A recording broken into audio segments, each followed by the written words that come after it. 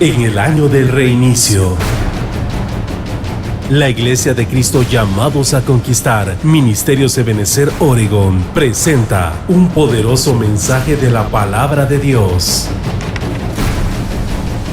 Porque no tenemos lucha contra sangre y carne, sino contra principados, contra potestades, contra los gobernadores de las tinieblas de este siglo, contra huestes espirituales de maldad en las regiones celestes. Por eso somos llamados a conquistar.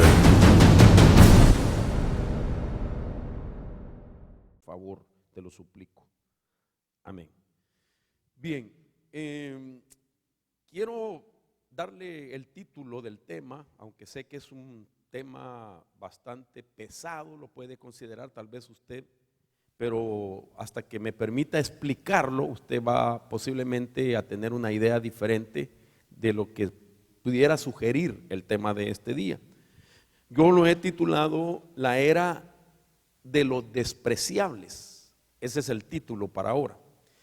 Y meditaba pues en este tema considerando de que nosotros estamos viviendo entre medio de una humanidad que con mucha rapidez menosprecia cosas que son de carácter eterno, espirituales, quizás divinos, no quizás, así es, divinos y que tienen que ver con Dios. Hay gente que usted puede verla, hermano, que con facilidad menosprecia. Oiga lo que estoy diciendo, menosprecia las cosas de Dios. Y dijimos la semana pasada que una de las razones por qué pues, las personas son muy vulnerables al menosprecio es porque pues han sido como el objeto de un proceso o de un ciclo de menosprecios en su vida, de tal manera que al ser víctima de ese menosprecio, de ese proceso, entonces caen en lo que se llama la cultura del menosprecio.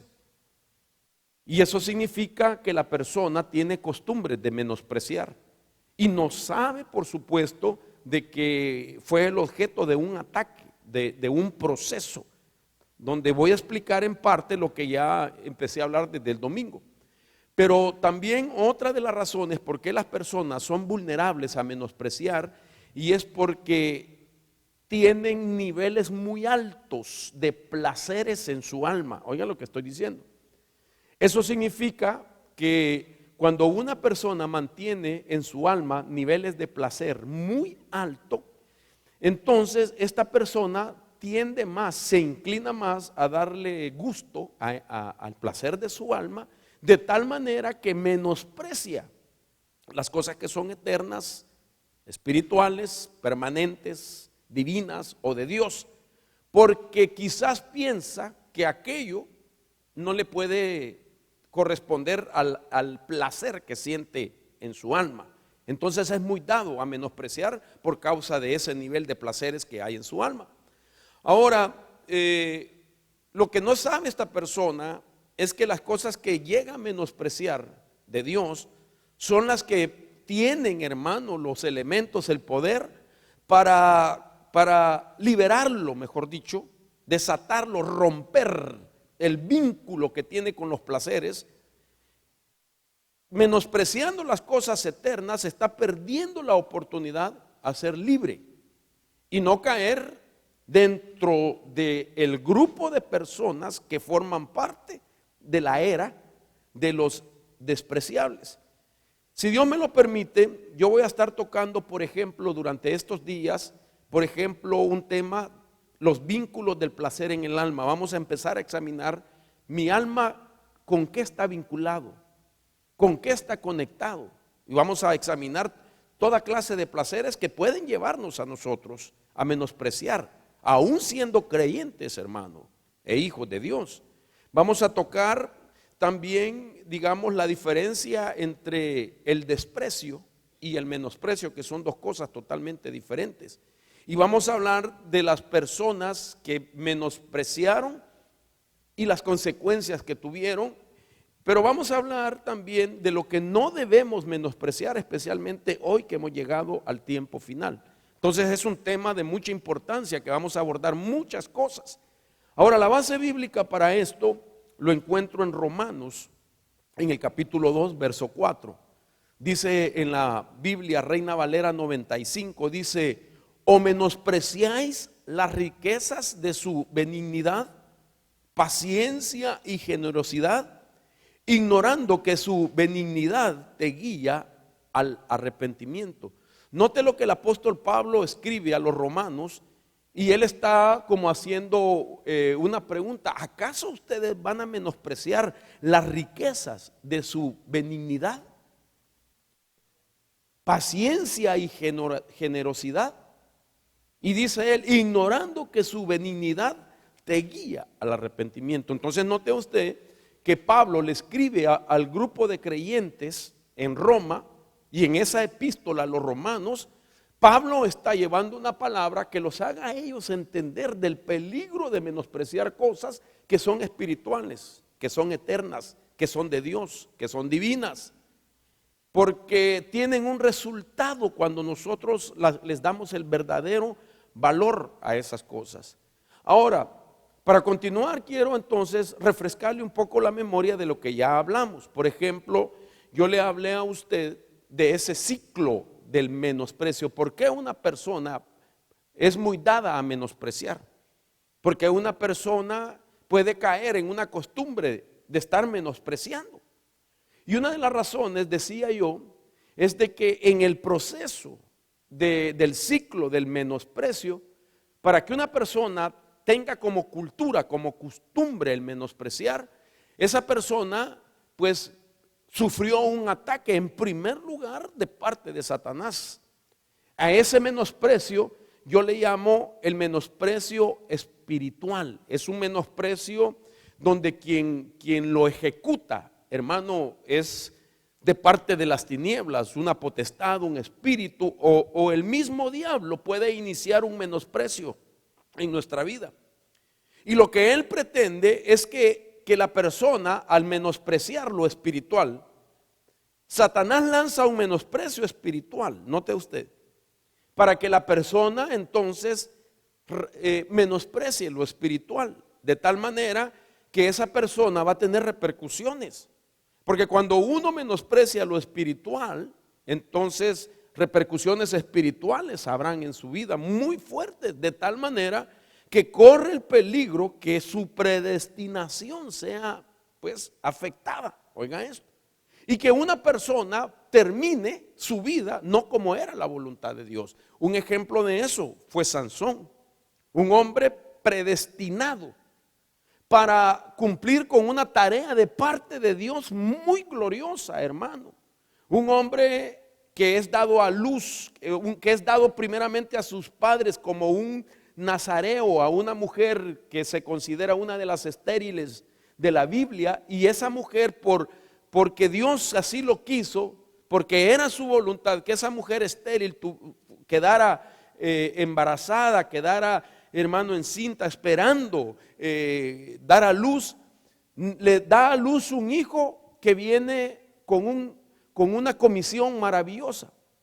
Pero este personaje, todos hemos leído la historia de Sansón, comienza más a menospreciar lo que Dios había establecido como parte de su vida de un nazareo, y comienza a hacer lo que él no debe, de tal manera que se afecta su predestinación, porque él muere no a la idea de Dios. Cumplió, por supuesto, de cierta manera lo que le habían encomendado, pero no era la voluntad de Dios que él muriera así.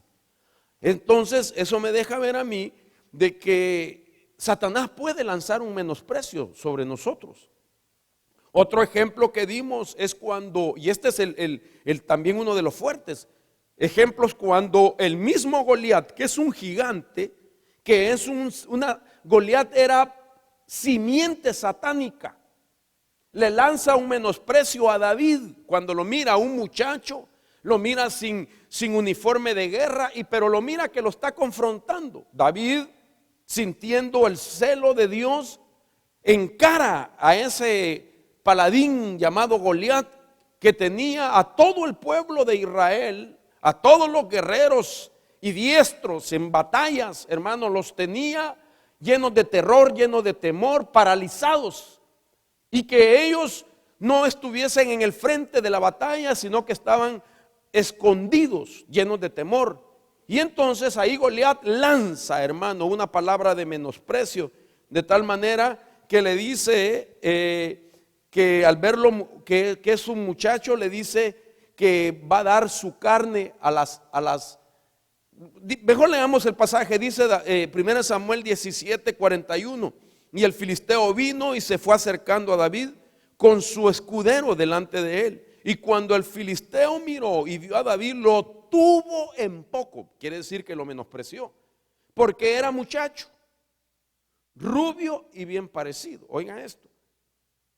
El filisteo dijo a David: ¿acaso soy un perro que vienes contra mí con palos? Y el filisteo maldijo a David por sus dioses.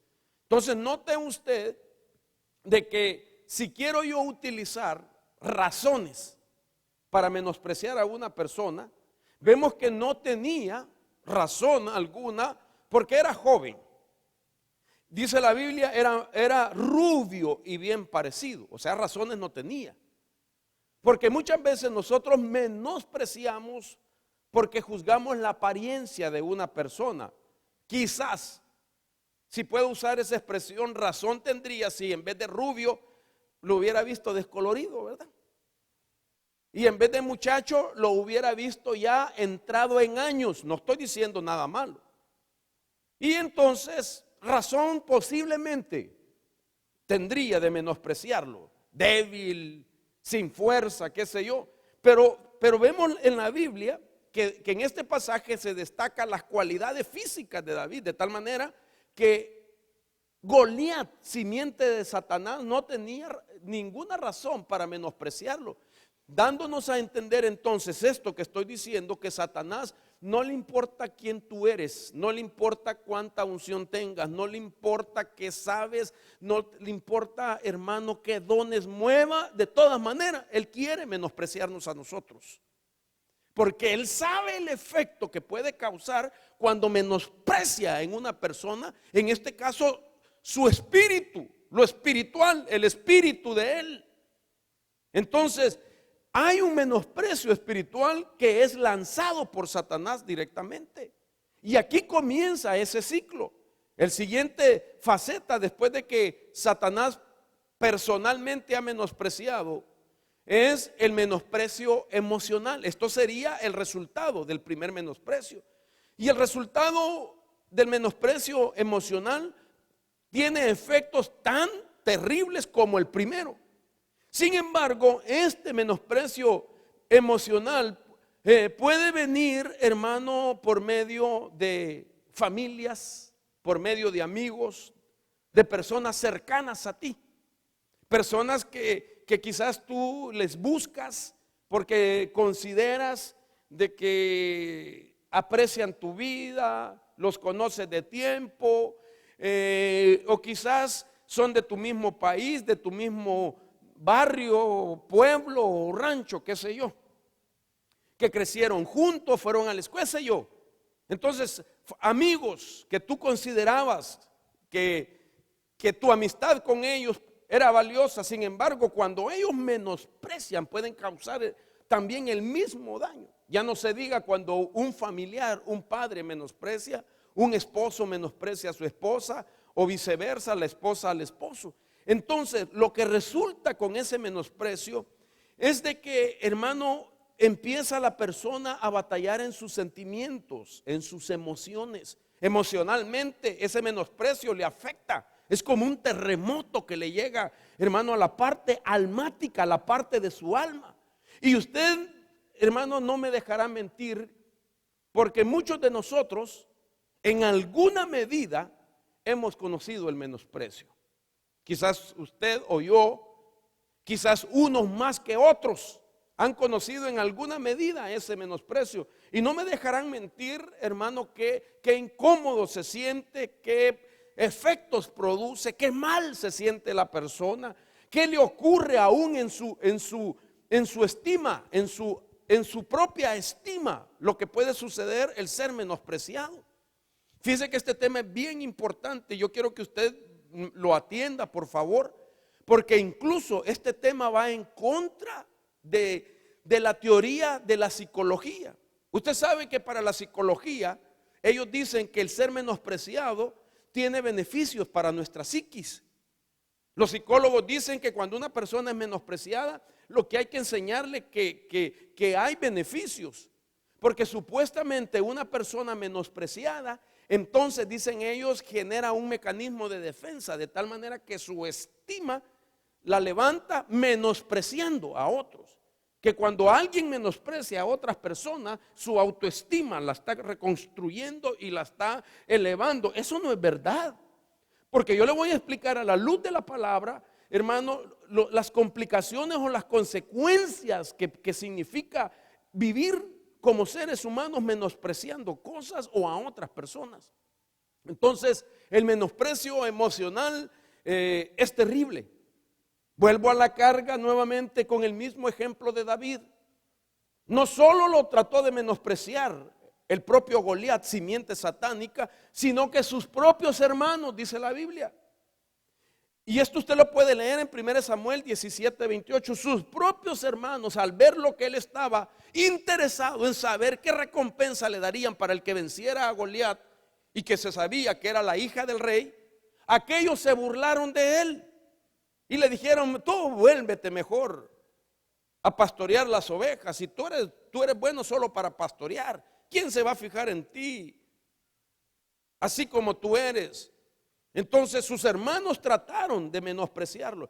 Entonces el menosprecio espiritual del diablo forma el primer eslabón que se conecta con el siguiente menosprecio emocional, para que aquella persona entonces emocionalmente y sentimentalmente, hermanos, sufra un estrago en su alma y que comience a tener una batalla mental. Una batalla mental a esta altura, con el menosprecio espiritual y el menosprecio emocional en su alma. Entonces aquella persona comienza a decir: yo no me voy a dejar, yo no me voy a dejar, yo no me voy a dejar, yo no me voy. Y pone su mirada, hermano, en todo el panorama y comienza a ver todo lo que está a su alrededor.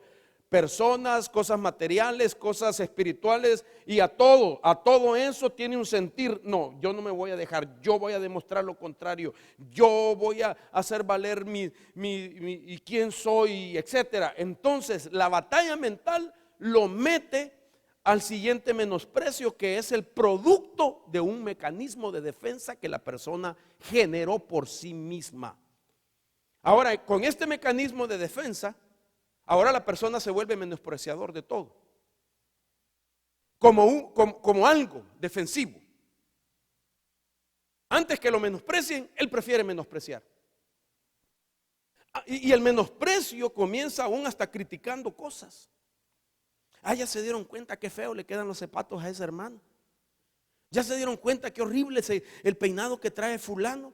Miren los dientes que tienen, miren las orejonas que tiene, mire. Entonces empieza a criticar, menospreciando a otra persona, sin que la persona le haya hecho algo. ¿Pero por qué lo hace? Porque esa persona está en la última faceta del menosprecio, mecanismo de defensa. Y entonces como una defensa de su alma, antes de sufrir nuevamente los menosprecios, especialmente el emocional, menosprecia. Porque a esta altura ya lo metieron como en la cultura del menosprecio. Entonces esto me llama mucho la atención a mí, hermano, porque muchos de nosotros deberíamos de examinarnos si alguna vez hemos sido menospreciados. Posiblemente desde el vientre de la madre, quizás cuando nació, quizás de pequeño, quizás de joven, quizás de adulto, quizás de casado, quizás de hermano, de servidor, en tu trabajo, etcétera. Porque si nosotros no cuidamos y rompemos con ese menosprecio, nosotros podríamos caer en el peligro de menospreciar las cosas espirituales. Y eso nos llevaría a, hermano, sufrir consecuencias. Ahora, de todo esto, lo que a mí más me llama la atención y me preocupa es cuando una persona no se da cuenta de que todo lo que está relacionado con Dios y lo menosprecia. Puede estar menospreciando a Dios, aunque él piense que directamente a Dios no lo menosprecia. No sé si me está captando lo que digo. Es decir, hay gente que dice: yo jamás menospreciaré a Dios. Pero si menosprecias lo que está relacionado con Dios, entonces ahí hay un menosprecio de Dios. Ahora mire por qué le explico todo esto. Porque en la Biblia nosotros encontramos, por ejemplo, a David, que inconscientemente menospreció a Dios. Y eso dice la Biblia en 2 de Samuel, en el capítulo 12, verso 9. Ahí se narra la historia, en el capítulo 12 de 2 de Samuel, cuando David cae en un adulterio y toma a Betsabé, que es la esposa de uno de sus guerreros, de uno de los hombres más fiel que tenía David en el ejército. Entonces la Biblia dice en ese capítulo 12 que él hasta programó la muerte, hizo un plan para sacar del partido a Urías Eteo, para que lo mataran a Urías Eteo. Y cuando Dios le manda al profeta Natán para que le descubra ese pecado y todo ese plan maligno que había valga la redundancia, planificado David, entonces las palabras que le dan a David en boca del profeta Natán es: ¿por qué has despreciado la palabra del Señor haciendo lo malo a sus ojos? Has matado a espada a Urías Eteo, has tomado su mujer para que sea mujer tuya y lo has matado con la espada de los hijos de Amnón. Ahora pues la espada nunca se apartará de tu casa, porque le dice: has despreciado y has tomado la mujer de Urías Eteo para que sea tu mujer. En esa narración bíblica se menciona la palabra menospreciado y despreciado, dos cosas. Otro ejemplo es Saúl, que conscientemente, David inconscientemente menospreció la palabra. Pero Saúl conscientemente, dice la Biblia en 1 Samuel 2:30, que hizo cosas que no estaba supuesto a hacer, aunque le dijeron: tú no puedes hacer eso. Así lo manda la palabra, así lo manda Jehová, y él lo hizo a pesar de que se lo habían advertido. Entonces dice la Biblia en el verso 30: por tanto el Señor Dios de Israel declara: ciertamente yo había dicho que tu casa y la casa de tu padre andarían delante de mí para siempre. Pero ahora el Señor declara: lejos esté esto de mí, porque yo honraré a los que me honran, y a los que me menosprecian serán tenidos en poco.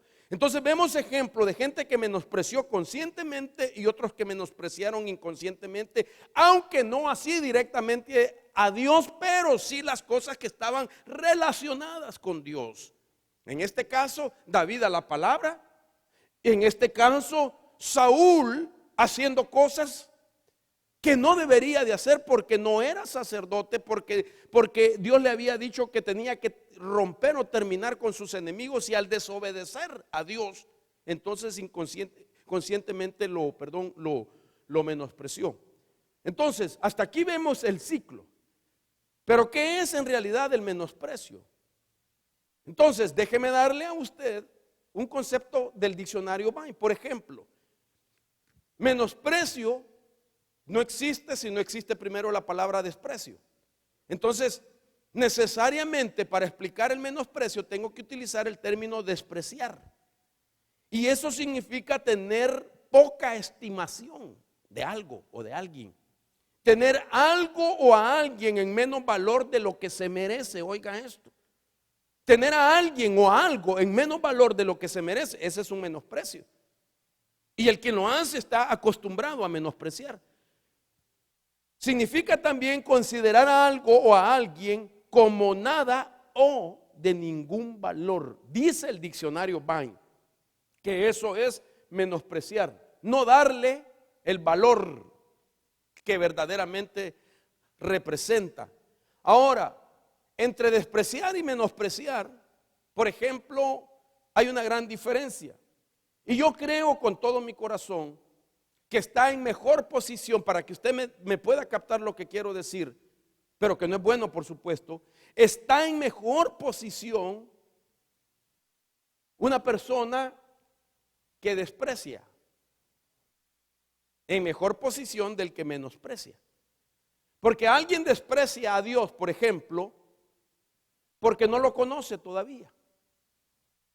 Entonces, el despreciar es no conocerlo e ignorar su incalculable valor. Yo por ignorancia puedo despreciar algo, porque desconozco realmente el valor que tiene, porque no tengo idea de lo que representa. Entonces yo puedo despreciar algo por ignorancia. ¿Me di a entender? Pero menospreciar algo es tener en poco el amor que nos ha manifestado, es decir, Dios. Cuando menospreciamos a Dios es tener en poco el amor que nos ha manifestado. Menospreciar a Dios es mantener una actitud indiferente y no agradecerle a Él por sus bondades y sus misericordias. Oiga esto, hermano. Entonces, cuando yo menosprecio algo, sencillamente lo que estoy haciendo es no quererle dar el valor que tiene, no querer darle el lugar que tiene aquello. ¿Me está captando, hermano? Cuando desprecio, lo puedo hacer por ignorancia, porque no sé lo que vale. ¿Me entiende? Pero cuando menosprecio, sencillamente entiendo que tiene un valor, pero yo no le quiero dar el valor que tiene, no quiero darle el lugar que tiene. Por eso, hermano, este es el tiempo donde nosotros debemos de saber darle a Dios el lugar que se merece en nuestra vida, en nuestro trabajo, en la iglesia. Hermano, mire, yo bendigo a Dios y le agradezco a Dios, y a ustedes les agradezco por el respeto que me tienen, por la sujeción que me manifiestan. Créame que se los agradezco con todo mi corazón. Pero realmente el quien es digno de darle toda la honra y toda la gloria en este lugar es a Dios. Aquí yo no soy el que estoy sentado en mi trono, ni ninguna mujer está sentada en el trono aquí. Aquí el que está sentado en el trono es nuestro Señor Jesucristo, y a Él le damos la honra y la gloria. Tenemos que darle el lugar. Repito, agradezco su respeto y la sujeción. Créame que me siento bendecido y me veo obligado a bendecirlo a usted también, porque hay una buena relación en eso. No necesito yo, hermano, demostrar quién soy, porque usted me permite fluir en la posición en la cual Dios me ha puesto. Ahora, la Biblia dice, por ejemplo, cuando menospreciamos a Dios, esto era una costumbre del mismo pueblo de Israel.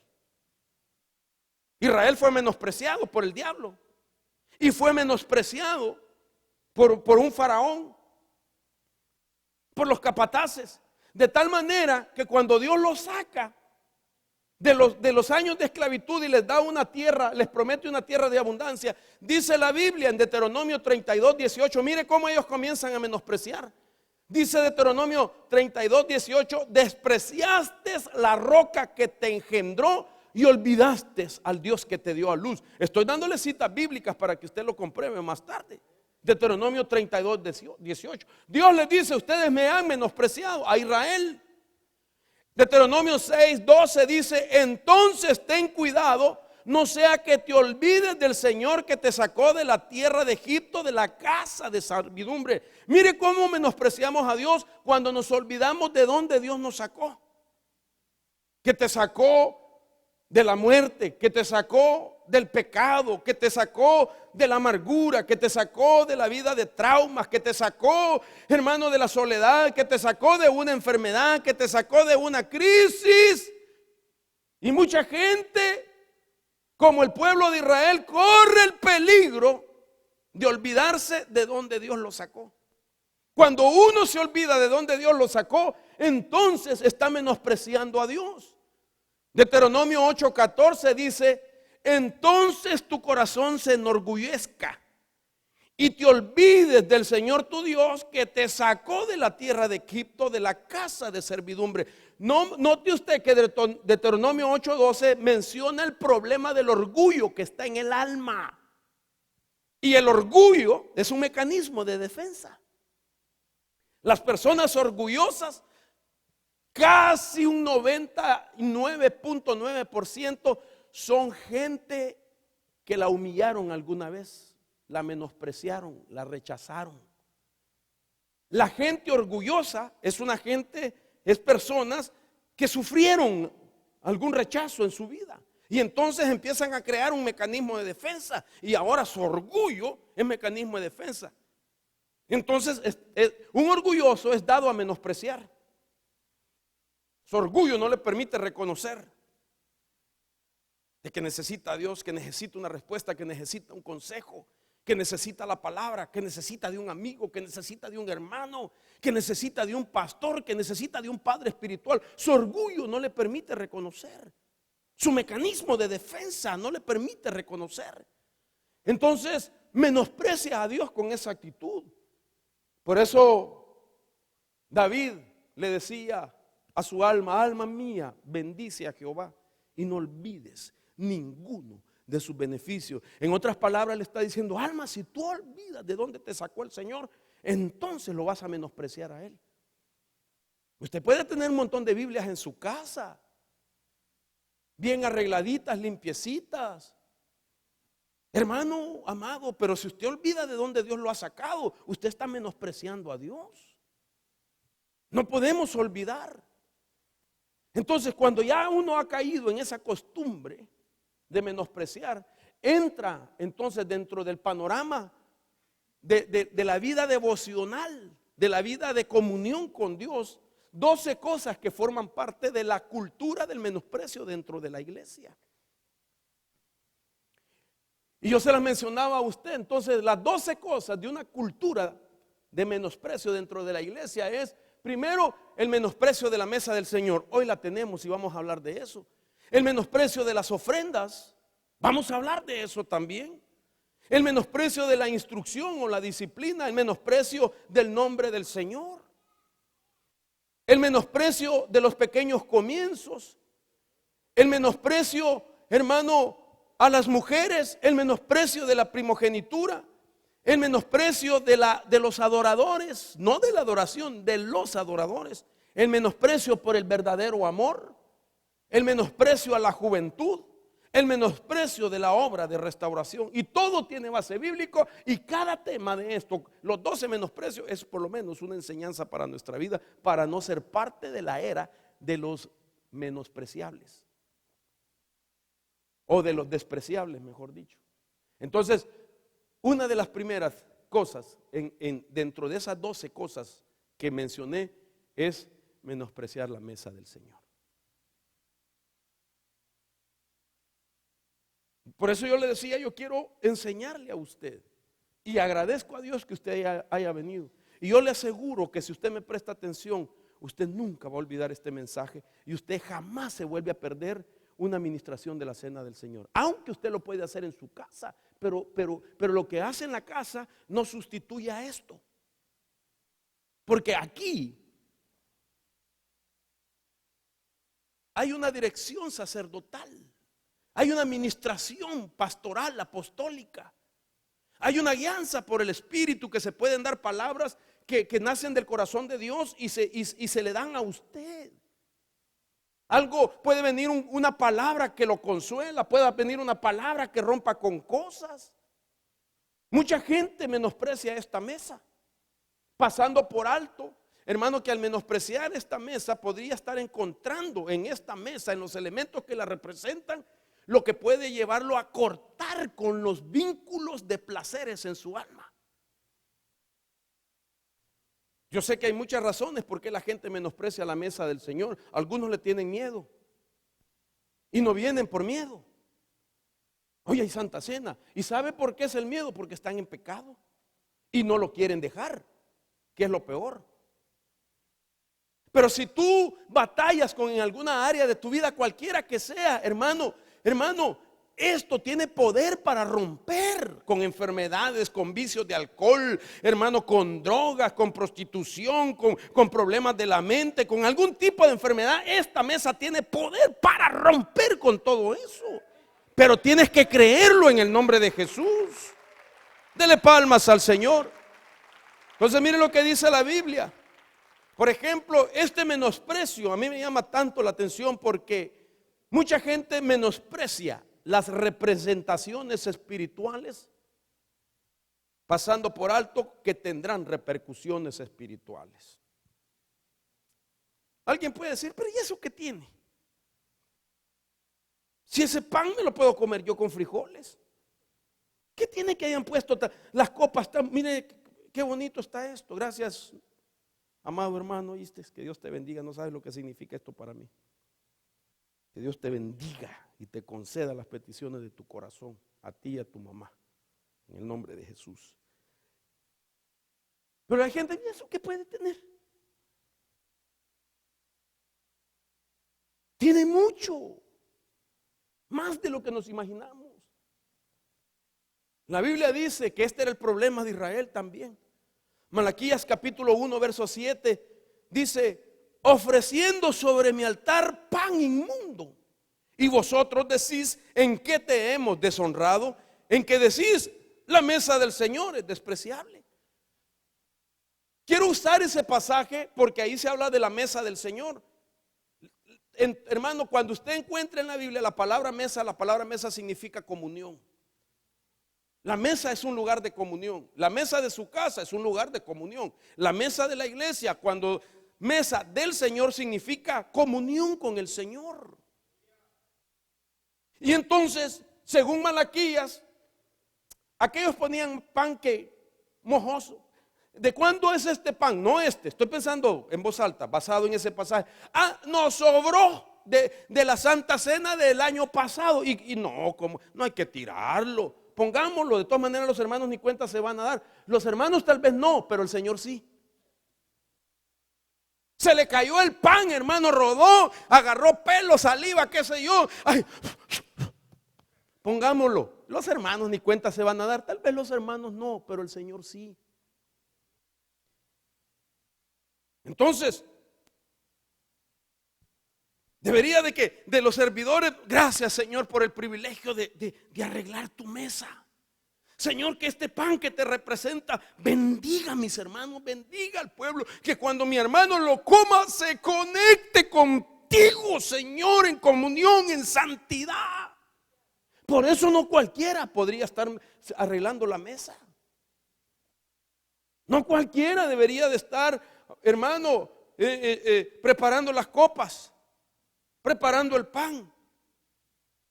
Porque entonces estaría haciendo la mesa despreciable y va a tener consecuencias espirituales. La gente no sabe quién prepara la mesa. Pero los que sirven a la mesa deberían de ser hombres y mujeres consagradas. Y yo sé que lo son. Pero no vaya a ser que se meta uno creyendo. Ayer pecó, antier pecó. Ayer hizo algo que no debía, le faltó a Dios, faltó a la palabra y ahora viene a preparar la mesa. Nadie se va a dar cuenta. Dios lo que va a hacer es proteger al pueblo. Pero aquel que menospreció la mesa va a tener consecuencias espirituales. Dios decía, sobre mi altar ustedes ponen pan inmundo. Y vosotros decís, ¿en qué te hemos deshonrado? Ay, la matada que me fui a traer ese pan hasta la panadería que está allá en Ceilán. Hermano, perdone.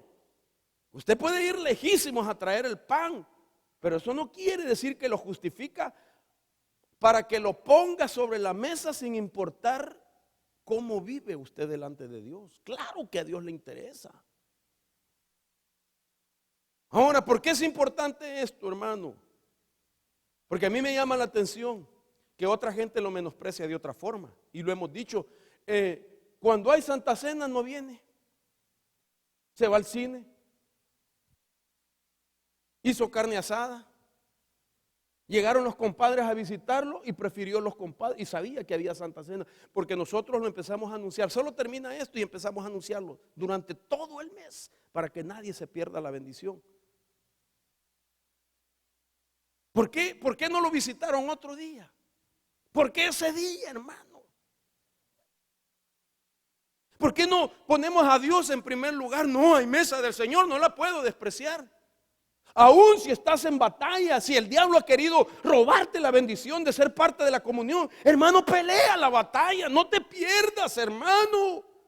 Vaya, si alguien pecó, pero que venga con una actitud de arrepentimiento. Perdóname, Señor, hoy que voy a participar de la mesa, hazme libre, te lo pido, Dios. Pero no, ministrando la mesa, recibiendo la misericordia, salga a pecar otra vez, porque eso le va a traer consecuencias. La Biblia habla de un personaje que menospreció la mesa del Señor, y ese es Judas. Yo sé que usted lo ha leído, pero no puedo pasar por alto a un hombre que era contado entre uno de los 12. Judas era uno de los apóstoles que había recibido, hermano, el mismo discipulado que todos. Era tanto de confianza que hasta lo habían constituido el tesorero del discipulado. Era de los cercanos con Jesús. Y la Biblia dice en Juan capítulo 13 que antes de la fiesta de la Pascua, dice, sabiendo Jesús que ya había llegado su hora para pasar de este mundo al Padre, habiendo amado a los suyos que estaban en el mundo, los amó hasta el fin, dice la Biblia. Y dice, y durante la cena, como ya el diablo había puesto en el corazón de Judas Iscariote, hijo de Simón, que lo entregara. Mire lo que hizo Satanás. En un día de la Pascua, le puso a Judas en el corazón que entregara al Hijo por amor y deseo de 30 monedas de plata. Eso significa que él estaba vinculado a lo material, que su interés más grande era lo material. Y ese deseo, ese nivel de placer en su alma lo llevó a menospreciar, hermano, el momento de la cena. Y no examinar su vida y llegar a la mesa con ese deseo y ver a Jesús y decir, si supieran que te voy a entregar. Estoy pensando en voz alta. Si supieran, Jesús, que esta es tu última cena. Porque ya el diablo había puesto en su corazón que lo entregara. Y Jesús lo sabía. Porque Él nos conoce a todos, hermano. Él conoce con qué espíritu tú te acercas a la mesa. Él te conoce perfectamente. Y créame, con temor le voy a decir, Dios no va a mandar un rayo del cielo para y que tú no tomes, no la toques. Te va a dejar que entres a la mesa. Porque Dios quiere que hayan también consecuencias espirituales, así como hay beneficios espirituales cuando lo hacemos con el verdadero espíritu. La Biblia dice en ese mismo capítulo que mientras uno de sus discípulos, dice que Jesús amaba, estaba a la mesa reclinado en el pecho de Jesús, se supone que era Juan el que se reclinaba y al pecho del Señor. Dice, Simón Pedro le hizo de señas y le dijo, dinos de quién hablas, porque Jesús empezó a decir, uno de ustedes me va a entregar. Y todos empezaron a cuestionar, ¿seré yo? ¿Seré yo? Y Señor, dinos quién. Y Jesús no les dijo quién, sino que la Biblia dice, hermano amado, de que Jesús entonces empezó a mojar su pan. Y el Evangelio de Juan en su versículo 26, capítulo 13 dice así, entonces Jesús respondió, es aquel a quien yo daré el bocado que voy a mojar. Y después de mojar el bocado, lo tomó y se lo dio a Judas, hijo de Simón Iscariote. Note esto. Y después del bocado, Satanás entró en él. Entonces Jesús le dijo, lo que vas a hacer, hazlo pronto. Note, con el bocado entró Satanás en su corazón, pero que no era una mesa solo para los discípulos y que tenía, hermano, una base espiritual, solo para los suyos. ¿Cómo es posible que uno de los suyos, en vez de tener beneficios, lo que tuvo fue consecuencia? ¿Y sabe por qué? porque menospreció la mesa. A mí me llama la atención porque esto lo hemos leído de manera tradicional, lo mencionamos, miramos a Judas. Judas es el prototipo de los que menosprecian la mesa.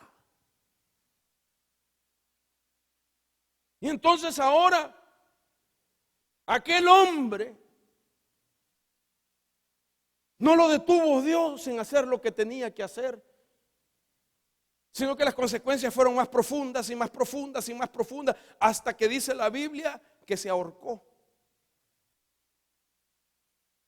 Un hombre que estaba entre los discípulos y que iba a ser apóstol, ya era apóstol, pero que tenía una labor tremenda, termina ahorcado. Ahora, entendamos por qué Pablo entonces empieza a poner, hermano, instrucciones de cómo ser parte del momento de la mesa del Señor. Y Pablo dice en el capítulo 11 de 1 Corintios, verso 27, dice, de manera que el que come, dice, de manera que el que coma el pan o beba de la copa del Señor indignamente será culpable del cuerpo y de la sangre del Señor. Hermano, le está diciendo a los creyentes.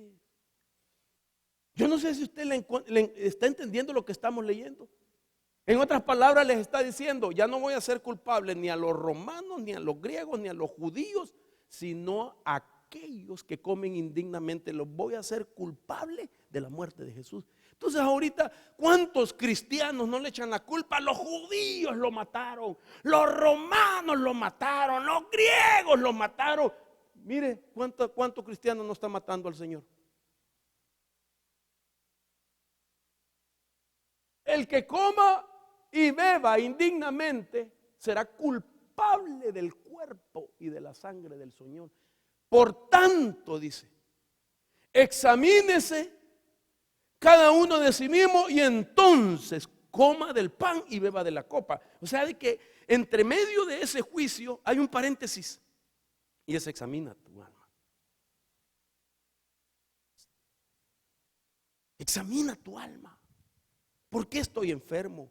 ¿Por qué las cosas no me van bien? ¿Por qué solo esto? ¿Por qué no salgo de lo otro? ¿Por qué no puedo dejar aquello? ¿Sabes por qué? Porque no has venido a la mesa del Señor con responsabilidad, sino solo para cumplir con una tradición. Ay, que si no paso, hermano, que clavo, van a ver que no pasé. Y como los hermanos son bien dados a pensar, van a decir, en pecado está. Mejor paso, aunque esté en pecado. Examínate. Yo no quiero que usted no deje de pasar. Pase y pase. Y si usted no pasa, permítame llevarle hasta donde se quede usted. No, hermano, que estoy en pecado. Te voy a dar que te tomes así todo eso. Algo tiene que pasar. Algo tiene que pasar. O Dios te libera, o Dios te zarandea, o Dios te sacude el polvo, hijo mío, hija mía de mi corazón. Usted escoge. Y entonces dice el verso 29, porque el que come y bebe sin discernir, note que es subrayado, correctamente el cuerpo del Señor, come y bebe juicio para sí. Verso 30, por esta razón hay muchos débiles, enfermos entre vosotros y muchos duermen. La mesa da lugar a la debilidad, a la enfermedad y a la muerte para algunos. La antítesis de eso, los que disciernen el cuerpo, se examinan porque han discernido el cuerpo. El principio es, si yo discierno el cuerpo del Señor, entonces me examino. Nadie se examina porque no sabe discernir el cuerpo del Señor. Entonces, ¿qué debo de hacer? Discernir el cuerpo. Y cuando yo aprendo a discernir el cuerpo, entonces me examino. Y le pido perdón si he cometido una falta. Le pido ayuda. Señor, yo no quiero volver a tener otra administración de la mesa del Señor el próximo mes con el mismo problema. Señor, yo me he examinado y sé que tengo este problema, pero yo creo que tú me puedes libertar, porque yo sé lo que tu cuerpo pagó en la cruz del Calvario, y yo tengo fe, Señor, que tú me vas a hacer libre. Por favor, antes de que yo tome los elementos del pan y el vino, libérame, sáname, Señor, haz el milagro en mi vida. Y cuando ya tú pasas, porque ya discerniste, ¡pah!, el Señor dice: este día han sido rotas todas tus cadenas. Y Dios, no yo, Dios te promete que la próxima vez vas a venir a participar de la mesa libertado del pecado que te tenía engañado, de la debilidad, de la influencia que te tenía engañado. Vas a pasar ahora, hermano, con otro nivel, con otra mentalidad de lo que es la mesa del Señor. Pero no podemos hacerla como queremos. Dice discernir el cuerpo del Señor. Entonces, ¿qué es discernir? Aquí empiezo a predicar. ¿Qué es discernir? Para poderme examinar, tengo que discernir. Yo no voy a poder hacerme una buena reflexión, un buen inventario de mi vida, si no sé lo que es discernir el cuerpo del Señor. Y esto es profundo, hermano, porque discernir el cuerpo de Cristo lleva a conocer dónde llevó las heridas, qué pagó con esas heridas. Discernir el cuerpo, dice. No dice disciernan el alma del Señor o el espíritu de Él, disciernan el cuerpo. Usted sabe que yo le he enseñado que el discernimiento en la Biblia llega por dos fuentes. Una es por el espíritu, un don que Dios te da para poder discernir lo espiritual o espíritu. Pero hay un discernimiento que es por conocimiento. Cuando yo conozco algo, entonces yo sé identificar una cosa y decir: esta es la naturaleza, es de esto, funciona así, porque alguien me enseñó de una cosa. ¿Qué es discernir entonces? Ver el cuerpo de Jesús.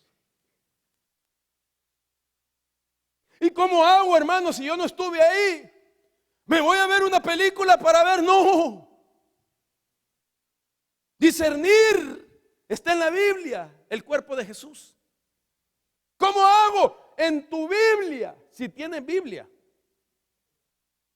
Ahí puede usted darse cuenta cómo se discierne el cuerpo del Señor. Entonces, dice la Biblia, y aquí comienzo a enseñarle cómo se discierne. Me quedan todavía un buen tiempo, voy a ir rápido. Lo primero para discernir es ser consciente que Jesús le dieron 39 latigazos en sus espaldas. Isaías 56 dice: di mis espaldas a los que me herían y mis mejillas a los que me arrancaban la barba. No escondí mi rostro de injurias y esputos, dice esta versión. ¿Usted sabe qué significaba que le arrancaran la barba?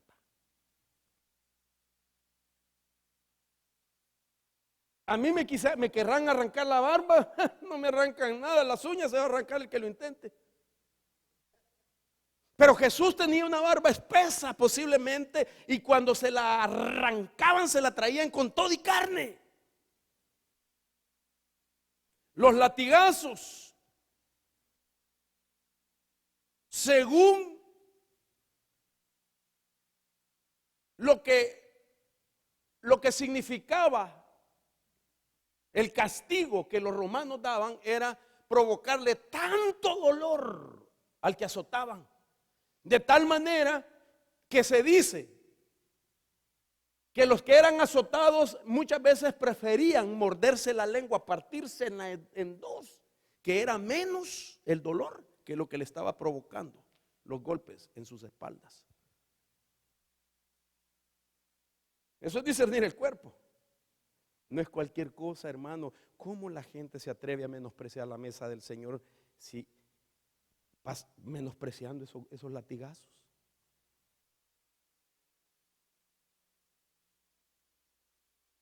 Dice que del dolor se les reventaban los intestinos a los prisioneros. Y me llama la atención que fueron 39 latigazos. Y según la medicina, hay enfermedades, de las miles de enfermedades que hay, de las tantas de enfermedades que hay en el mundo, de que están agrupadas en 39 categorías mayores por agrupación, 39 categorías de enfermedades, de las miles de enfermedades. Quiere decir que cada latigazo era por cada categoría de enfermedad, cualquiera que sea la enfermedad. Enfermedad de la mente, enfermedad del corazón, enfermedad en los huesos, enfermedad, hermano, en algún órgano, enfermedad, no importa el nombre de la enfermedad. El Señor pagó el precio para recibir esa sanidad. Mi amado, el Señor pagó el precio para sanarte. Si tú le pones fe a esto, papayito, yo sé que Dios te va a sanar y un día te vamos a ver danzar y saltar aquí, dándole la gloria y la honra al Dios Todopoderoso. Toda enfermedad fue pagada por Él.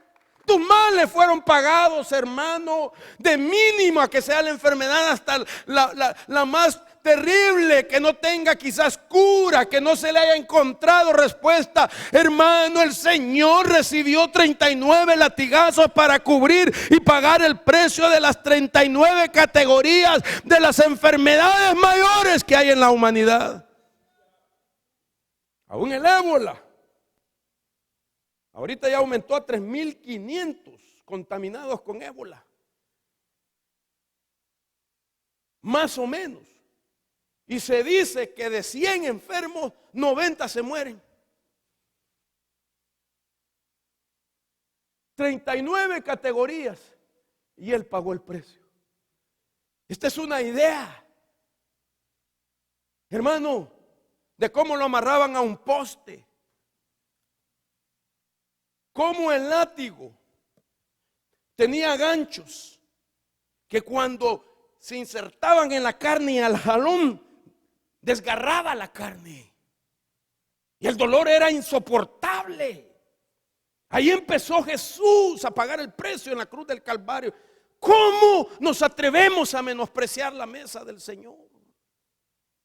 ¿Cómo vamos a mantener una mentalidad, hermano, despreciable para algo que representa el precio de nuestra sanidad? Usted y yo podríamos ser las personas más saludables si entendemos y aprendemos a discernir el cuerpo del Señor. Su espalda fue lacerada, su espalda fue desgarrada. Y el que lo perpetraba no podía dejar avergonzado a su superior. Era una de las grandes oportunidades que esperaban los romanos para ser ellos los verdugos. Creían ellos que despedazar la espalda de una persona significaba demostrar que era un buen soldado.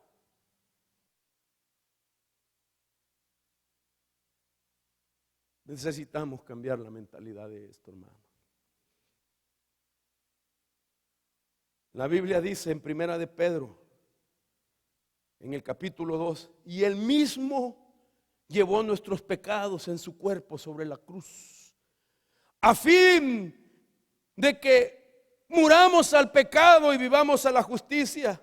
Oiga lo que dice esta última parte. Porque por sus heridas fuiste sanado. No dice vas a ser sanado. Ya fuiste sanado. Ay Dios, ya fuiste sanado. Y alguien dirá, pero ¿por qué no me viene la sanidad? Ponle atención a la mesa. Valórala.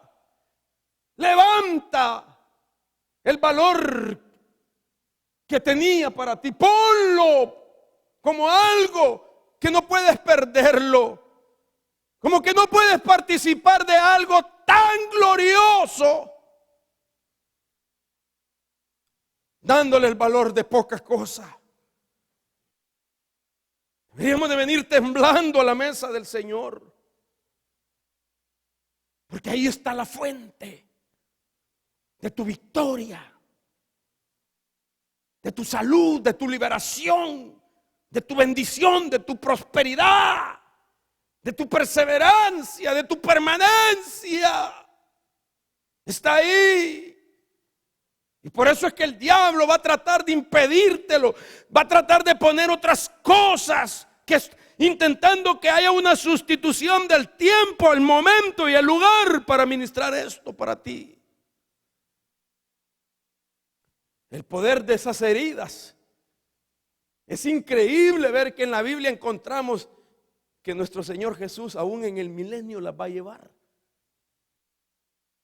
Todos esperamos ver a un Jesucristo, ¿verdad?, transformado, glorificado. La Biblia dice en Zacarías, en el capítulo 13, y alguien le dirá, este capítulo 13, verso 6 de Zacarías, sugiere que eso acontecerá en el reino milenial, en los 1000 años de reino de Cristo en la tierra. Después de los 7 años de la tribulación, cuando Jesús venga en su segunda venida e instaure el reino milenial, cuando Él esté como rey en la tierra desde Jerusalén, ese texto se cumplirá. Y ahí le van a preguntar qué son esas heridas en tu cuerpo, y Él responderá: son aquellas con que fui herido en casa de mis amigos. Llevará las heridas. Y tú vas a decir: oh, por sus llagas yo fui sanado, por esas llagas yo fui liberado. Isaías 53:5 dice: mas Él fue herido por nuestras transgresiones, molido por nuestras iniquidades, el castigo de nuestra paz cayó sobre Él, y por sus heridas hemos sido sanados. Esas heridas, si las comienzas a ver hoy, las vas a ver en un reino que vendrá pronto y se instaurará en la tierra.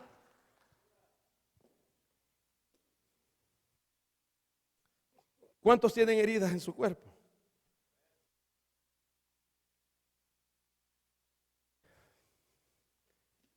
¿Verdad que ahí están, hermano? Aunque uno se las cubra con make-up.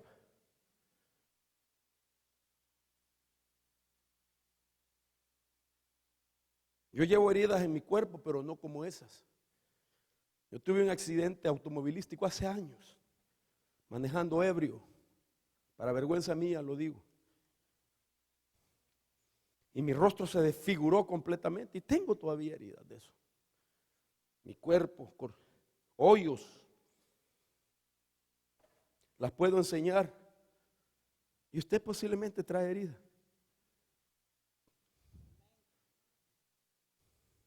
Algunos quizás pudieran pagar una cirugía por eso. Yo no pude. Jesús, teniendo, no paga cirugía, porque Él quiere mostrar sus heridas y decirte: por mis llagas te garantizo tu sanidad. Por sus llagas está garantizada nuestra salud.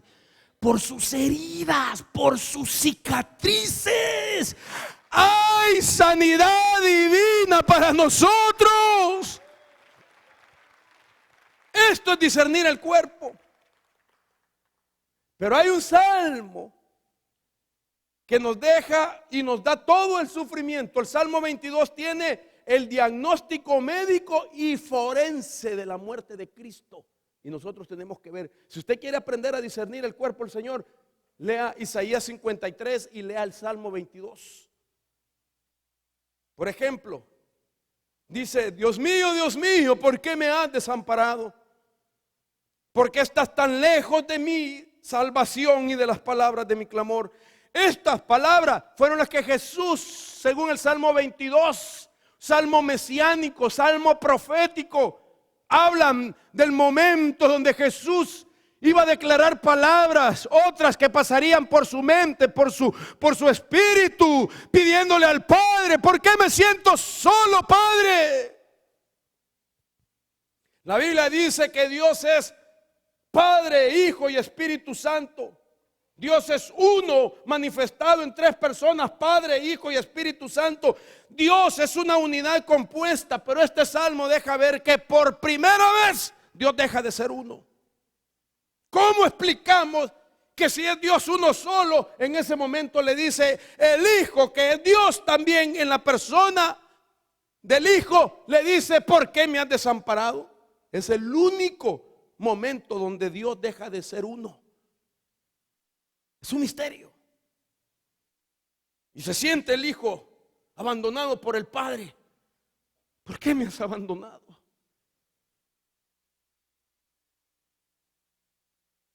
¿Cuántos se han sentido alguna vez abandonados en su vida? Es bonito, ¿verdad? Sentirse abandonado. Qué glorioso, ¿verdad? Tienes tiempo para hacer party tú solo, comer lo que tú quieras, ver lo que tú quieras, ponerte lo que tú quieras. ¿Va qué bonito? No. Si escrito está, no es bueno que el hombre esté solo. De todas las cosas que Dios dijo, y vio Dios que era bueno, y vio Dios que era bueno, y vio Dios que era bueno, hasta que llega un día y dice Dios: no es bueno que el hombre esté solo. Sentirse solo es lo más terrible. Abandonado, solitario. Estar solo es tener a tu lado, es tener cerca de ti a la persona que te dará los peores consejos. Porque esa persona solo, quien lo aconseja es él mismo. Y cuando uno mismo está solo, se aconseja lo peor. Nadie te quiere. Mira si te han llamado. Mira tus amigos.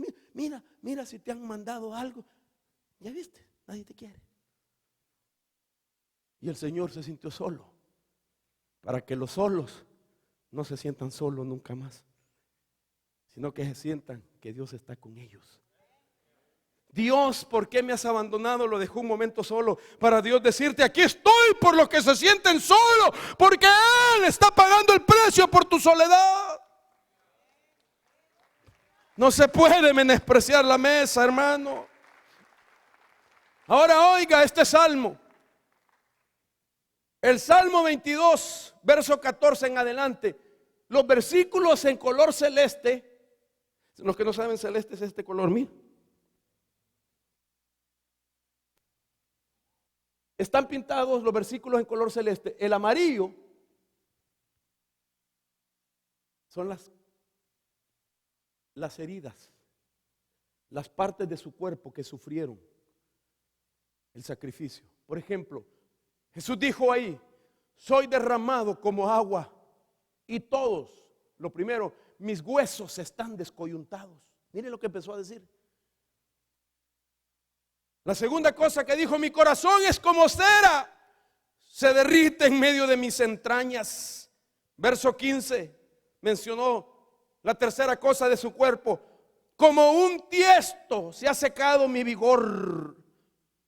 La cuarta cosa de su cuerpo: y la lengua se pega al paladar, y me han puesto en el polvo de la muerte. Verso 16 dice: porque perros me han rodeado, me han cercado cuadrilla de malhechores, me han horadado. 5, que pasó en su cuerpo: me horadaron las manos y los pies. 6 cosas. Verso 17: puedo contar todos mis huesos, ellos me miran y me observan. 7 cosas en su cuerpo, más las heridas de su espalda, más las heridas en su cabeza por la corona de espinas. Pero ahora mire, quiero que tenga en mente estas 7 cosas. Voy a empezar a explicarlas. Efectos físicos. El Salmo 22 es el diagnóstico médico y forense de la muerte de Jesús. De esa lista, lo primero que dijo: soy derramado como agua, y todos mis huesos están descoyuntados. Mi corazón es como cera, se derrite en medio de mis entrañas. Aquí, por supuesto, no hay un orden en el cronológico de cómo se fue dando, pero todo el Salmo 22 sí contiene todo lo que le pasó. Pero por lo menos yo puedo citar las 7 cosas que llevó su cuerpo. Entonces dice lo primero, que sufrió dislocación de las coyunturas. Jesús. O sea, no bastaban los golpes en la espalda, sino que además de eso, sufrió dislocación de coyunturas. ¿Y qué es eso entonces? Note usted, se descoyuntó de esta parte, de esto, y de sus piernas. Sus huesos se soltaron, no se quebraron, se dislocó, se descoyuntó. Porque tremendas fuerzas eran aplicadas a los hombros mientras estaba clavado. Y las piernas se fatigaban y no podían contener el peso del cuerpo por el dolor. Y cuando se cargó, se descoyuntó. En minutos que las piernas se fatigaban, no se puede soportar el peso y todo recae sobre los hombros, brazos y manos. Y la gente así menosprecia esta mesa.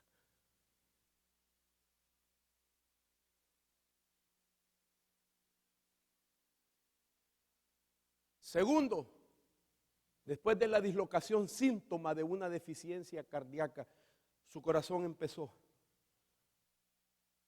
a tener síntomas de una deficiencia cardíaca.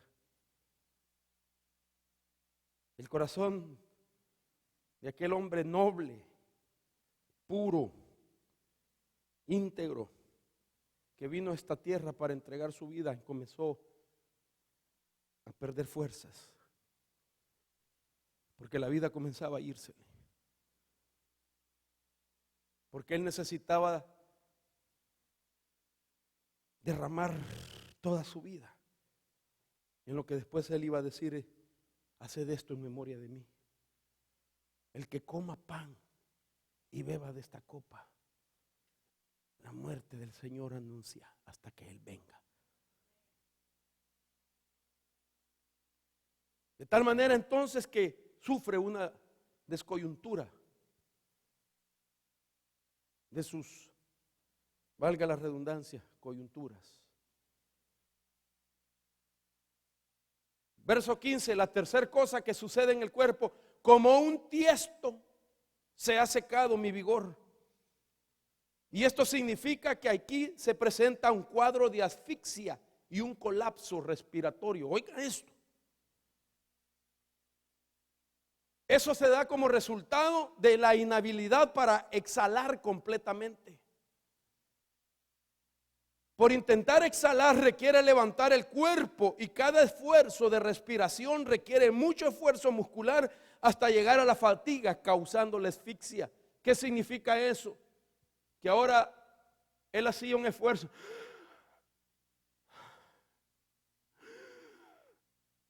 para mantenerse aún en la posición que menos dolor le causara el estar colgado de ese madero.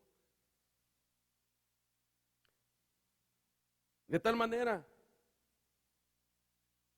que ahí se comienza a incrementar un dióxido de carbono, porque el dióxido de carbono es un ciclo vicioso que es creado en el músculo con posibilidades de tétano. Oiga esto. Tratando de respirar de lo más complicado que se pudiera por el dolor, por el peso de su cuerpo, que con esfuerzo ahora lo soportaba sobre la cruz, él comienza a respirar con complicaciones.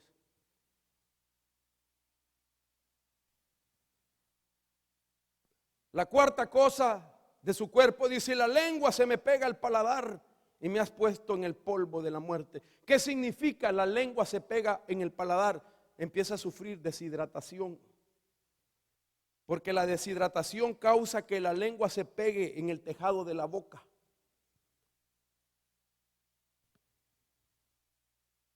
Problemas de respiración, problemas de deshidratación, problemas en sus coyunturas.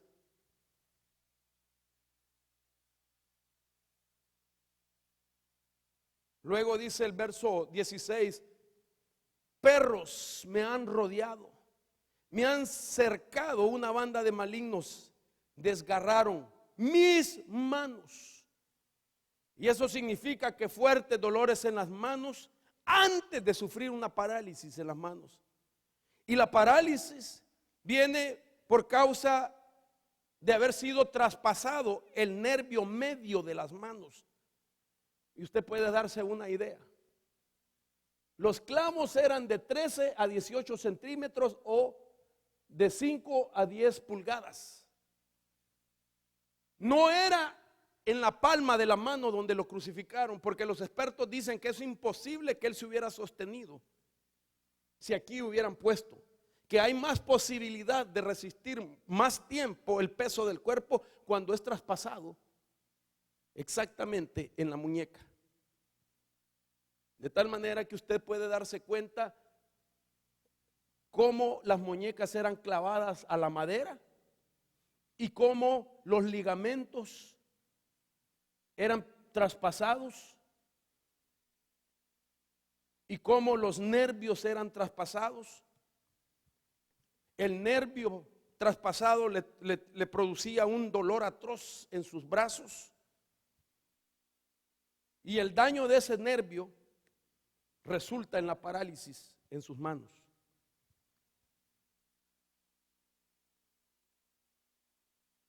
Y cómo la gente menosprecia la mesa del Señor. Quizás usted me diga, hermano, es que usted nunca lo había enseñado. No, es que usted nunca lee la Biblia. Porque está Isaías 53 donde narra todo esto, está el Salmo 22. Pregunto, ¿ha traído Biblia usted hoy? Ni siquiera Biblia trae. Es que usted la pone ahí, no la voy a volver a poner más para que usted traiga Biblia. Sus manos fueron traspasadas.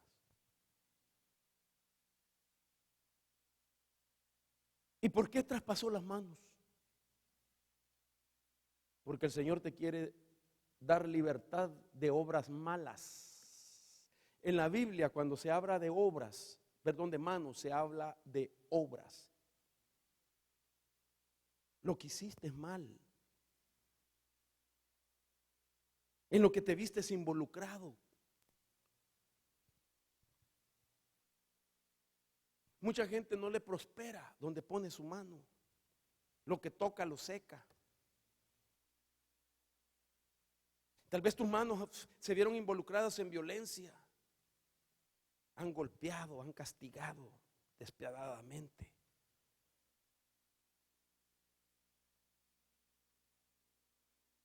Entonces Dios quiere que tus manos sean instrumentos de justicia. Dios quiere que tus manos sean instrumentos de bendición, de transmitir bendición a tus descendientes, a tu familia. Que lo que te dan en materia prima lo proceses y tengas abundancia y multiplicación. Que lo que toques prosperes y bendigas, hermano, con tus manos. Que tus manos no te recuerden el pecado pasado. Sus manos fueron traspasadas para que usted tenga libertad, que tengas el derecho para alcanzar las bendiciones, para que puedas levantar tus manos sin ira ni contienda. Para eso es la mesa del Señor. Nuevamente el Salmo dice, desgarraron mis pies. Y así como se le dio parálisis en sus manos, también sufrió parálisis en los pies, consecuencia del clavo atravesando el nervio. De igual manera, fue traspasado sus pies.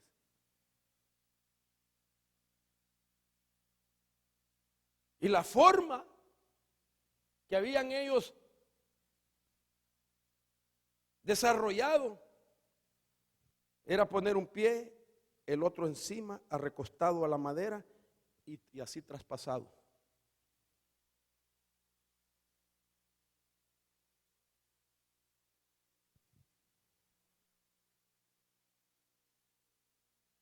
Lo que sucede entonces, que ahora tremendas fuerzas son aplicadas a los hombros después que las piernas se fatigan.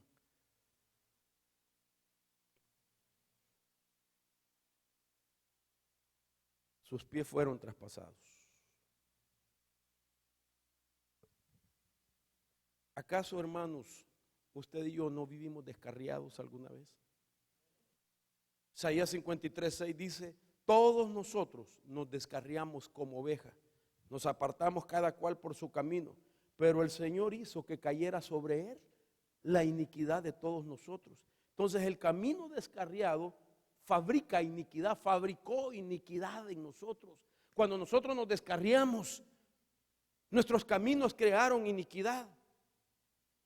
Y por eso Jesús pagó el precio, para que ahora tu caminar sea en santidad, sea un caminar firme, con autoridad, con perseverancia.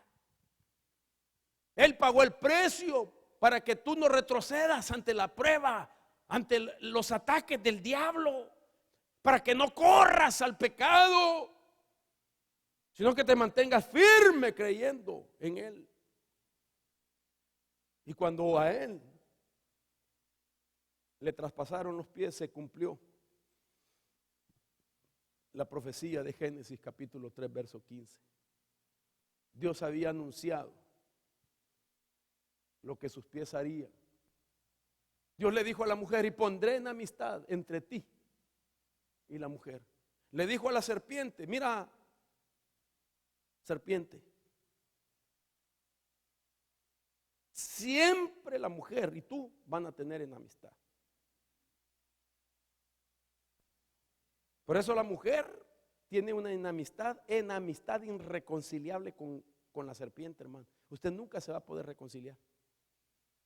¿A usted la quiere como amigo? Y le dijo: y esa enemistad va a estar entre tu simiente, serpiente, y la simiente de ti, mujer. No solamente la mujer y la serpiente tienen enemistad. Oiga esto: los hijos de una mujer de Dios, una mujer que tiene amistad con el diablo por siempre, sus hijos también tienen enemistad contra la simiente de la serpiente. Yo sé que no me está entendiendo. ¿Cuántas mujeres de Dios hay aquí? A ver, levante su mano, quiero verla. ¿Sabes qué? Tus hijos van a pelear contra la serpiente también y la van a destruir. Tus hijos no se van a envolver con la serpiente. Tus hijos no van a perecer en el pecado. Si el pecado los alcanza, Dios los va a levantar. Si el pecado los desvió, Dios los va a levantar. Pero tu mujer debe de ser de Dios. Tu mujer debe de ser de Dios. Tu mujer debe de saber que no puedes darle lugar al diablo, ni concederle tu territorio, ni tu casa, ni nada. Te tienes que levantar y entender que Dios te ha dado una palabra profética. Te va a dar discernimiento para hueler cuando el diablo anda por ahí. Usted va a decir: aquí huele a azufre. Aquí huele a diablo. Usted no va a permitir hablar con la serpiente. Esto fue después. Antes de eso, la mujer llegó y platicó con la serpiente. Hola, doña serpiente. Long time que no la veo. Long time no see you, Mrs. Serpiente. Nice to meet you, le dijo la mentada serpiente. Oh, se mira usted bien hermosa con ese pelo que se ha arreglado.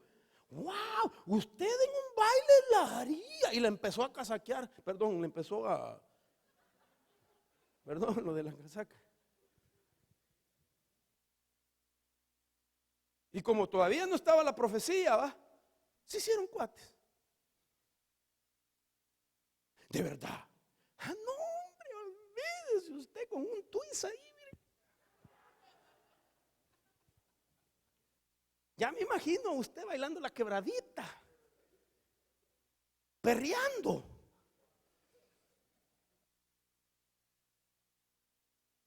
Ay, y le tengo 2 cupones para que vaya a bailar. Va a haber concurso de voces, usted la va a hacer. Mire qué cochina la serpiente. Pero ahora no.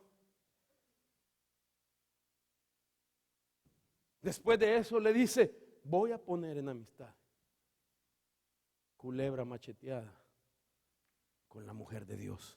La mujer de Dios. La mujer que no es de Dios va a seguir siendo amiga de la serpiente. Le va a hacer que haga la voluntad de la serpiente. Y los hijos de esa mujer bendita van a discernir también cuando huela a diablo. Y van a decir: aquí huele a diablo. Mamá, unámonos en clamor, en oración.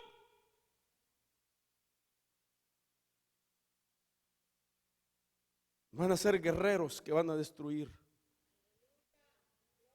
Aplastar la cabeza de la serpiente es destruir los planes del enemigo. Él te herirá en la cabeza. Cristo te va a herir, serpiente, en la cabeza. Pero tú, serpiente, le vas a herir el calcañar. Y a mí me llama la atención, porque usted dirá: bueno, pero cuando lo traspasaron no le agarraron el calcañar, porque lo crucificaron así. A ver si no me caigo. Vení, ayúdame. No, todavía la puedo, no creas que estoy viejito. Así, traspasado. Pero fíjese qué interesante, los descubrimientos arqueológicos. Como los romanos se volvieron especialistas, ellos cada vez empezaron a desarrollar la crucifixión cada vez con más perfección. Descubrimientos arqueológicos encontraron esto. Este hueso sugiere de que el clavo lo traspasaban aquí para agarrarle el calcañar. Lo que usted mira a la par del pie esqueleto es un clavo en una carne que se petrificó, que con la prueba carbono y los análisis de sangre y ADN descubrieron que era del pie de un humano. Y aquí usted mira la fotografía ampliada, el clavo ya oxidado en esa parte del calcañar. Y entonces se cumplió la profecía. La serpiente le mordió el calcañar a Jesús. Pero la promesa fue: Él te aplastará la cabeza. ¿Y dónde se le aplastó Jesús la cabeza?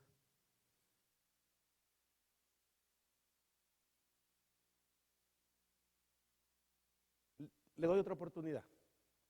Cerquita, hermana. Vamos, se gana el premio. Vamos. Otro poquito más, vamos, suba al monte, al otro.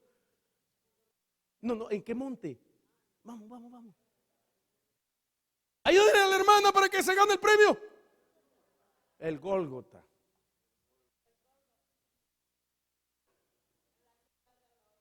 No, ya estuvo, hermanita, ya se le perdió la oportunidad. Pero está bien, cerquita llegó, cerquita. El monte Gólgota. Note usted, Gólgota, Calvario o el monte Calavera, en 3 idiomas. El monte Calavera, calavera. El monte Calvario o el monte Gólgota es lo mismo, pero la palabra Gólgota es una abreviación de Gold de Gat. Gólgota, Gol de Gat. ¿Sabe qué quiere decir Gol de Gat? Goliat de Gat. Goliat era el gigante con el que peleó David. Y Goliat era hijo de Satanás, era simiente de la serpiente. Dice la Biblia que cuando David le arrancó la cabeza a Goliat, él corrió a un monte, no dice en cuál, a un monte que está en Jerusalén, y ahí escondió la calavera, la cabeza de Goliat que se convirtió en calavera. Nadie sabe quién le puso Gólgota a ese monte, pero ese monte significa el monte donde está la calavera de Goliat, y la promesa era: él te aplastará la cabeza y derramará su sangre. ¿Qué quiero decir con esto? Que tus grandes problemas, tus problemas gigantes, fueron destruidos en ese monte. ¿Por qué despreciar esto? ¿Cuántos tienen problemas gigantes? ¿Nadie tiene problemas grandes? Ah, qué bueno que usted no los tiene. A lo mejor le paso unos míos para que me ayude. Y por último, puedo contar todos mis huesos, ellos me miran, me observan. Esto hace alusión de lo que aconteció al ser traspasado su costado por la lanza del soldado. Juan dice que fue traspasado su costado. Y aquí vemos donde la lanza perforó su costado.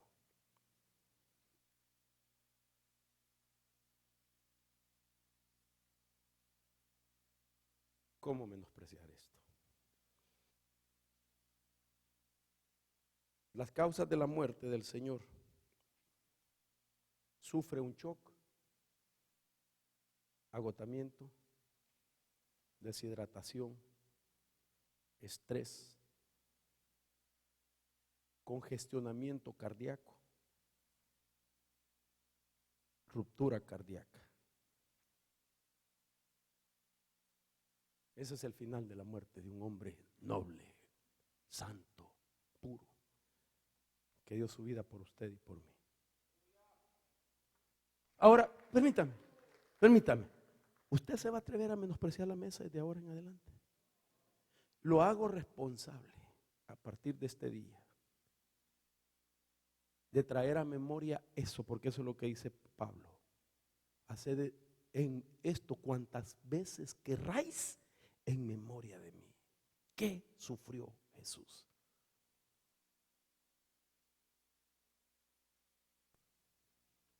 Un donador de sangre salvó mi vida. Mi Jesús. ¿Cómo no cantarle? Preparémonos, hermano. Servidores, ayúdenme a ministrar la mesa del Señor.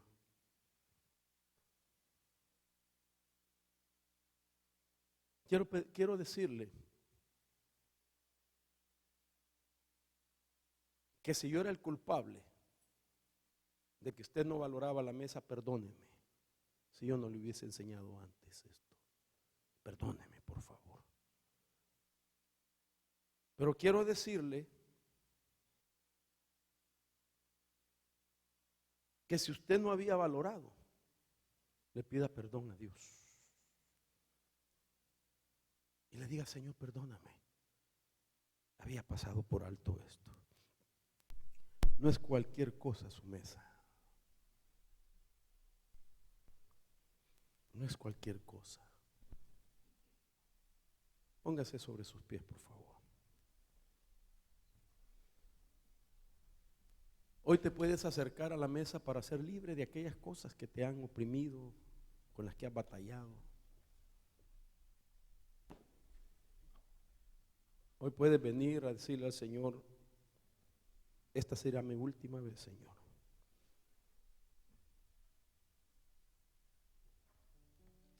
Yo no quiero ser culpable del cuerpo.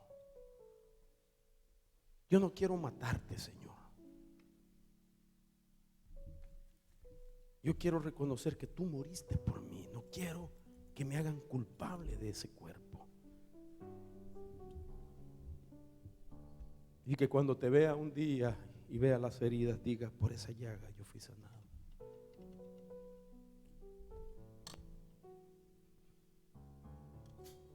No menosprecies, nunca más.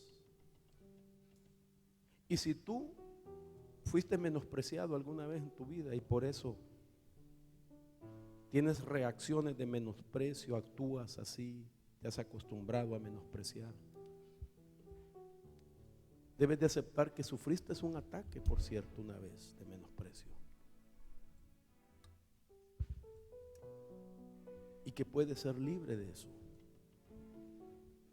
Si ya tienes a Jesús en tu corazón, tienes la sangre del Señor. Y tú vales mucho. Ya no vivas aceptando el menosprecio. Dile a la gente: yo tengo a Jesús. Y si lo tengo a Él, mi vida vale mucho. Porque solo Él pudo pagar ese precio. Nadie pagó el precio, hermano, por usted sino Jesús. Nadie tiene derecho a señalarle su pasado, a acusarlo. Porque si usted se arrepintió, se apartó del pecado, alcanzó la misericordia de Dios. Y si alguien lo acusa, dígale: ¿dónde están las heridas? ¿Dónde están las cicatrices que tú has pagado para que me atormentes? Si no te enseña nada, no tiene derecho a seguirte acusando. Y tú, a partir de hoy, no puedes menospreciar esta mesa. Padre, consagramos esta mesa que representa tu cuerpo y tu sangre. Con acción de gracia la recibimos. Permítenos que participemos de ella y que todo el pueblo reciba los beneficios. El que está débil, que reciba fuerza. El que está enfermo, que se sane. Y el que estaba a punto de morir, que se le prolonguen sus días, Señor. En el nombre de Jesús.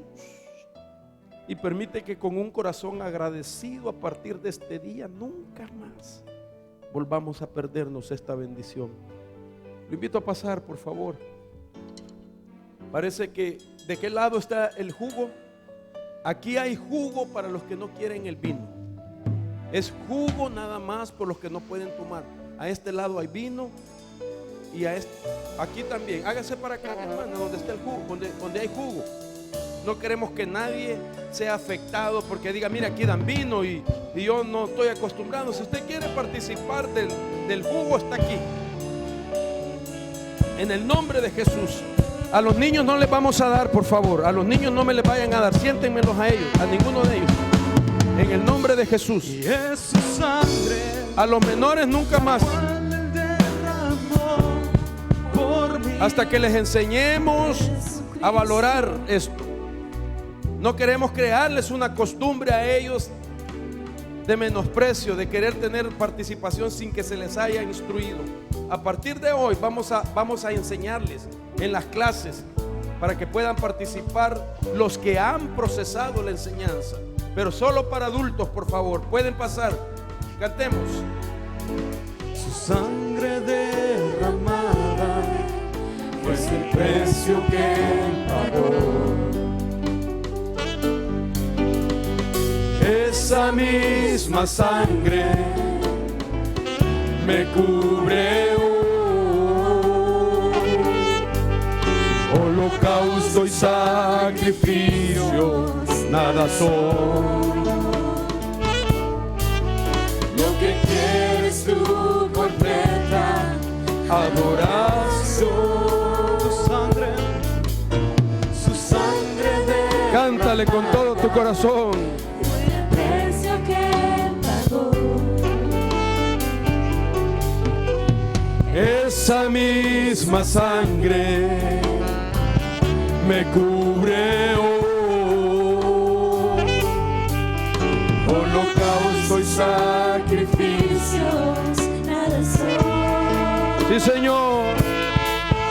lo que quieres tu completa adoración.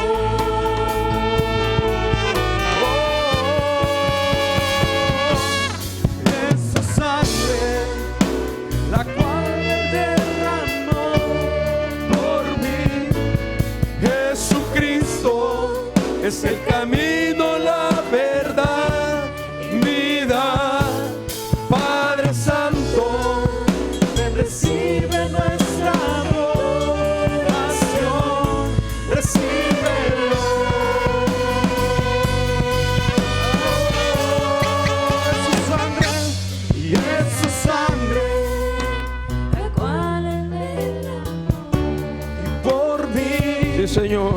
Jesucristo, el camino, la verdad y vida. Padre Santo, ven, recibe nuestra adoración, recíbelo.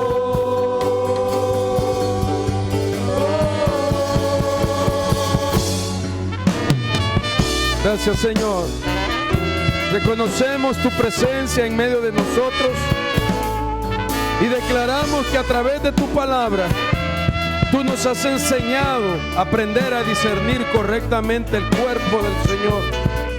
Padre, que este pueblo hoy sea parte de los beneficios de haberse acercado a la mesa, examinando su vida, Señor, para no ser culpables de tu cuerpo. En memoria de Él, levante su mano derecha con el pan y comamos en memoria de Él, dándole gracias al Señor. Gracias, Señor Jesús. Declaramos que por tu llaga somos sanados. Declaramos los milagros, las sanidades, la liberación, la victoria. Declaramos, Señor amado, que toda enfermedad diagnosticada sea desarraigada hoy en el nombre de Jesús, porque tú pagaste el precio y tu sacrificio fue costoso, Señor. Levantamos la copa que representa su sangre en un nuevo pacto con mejores promesas, y en memoria de Él bebamos, dando gracias, Jesús. Esa sangre vence tus gigantes, destruye las cabezas de Goliat, destruye la cabeza de la serpiente. En el nombre de Jesús te bendecimos. Amén y amén. Dios te guarde, hermano.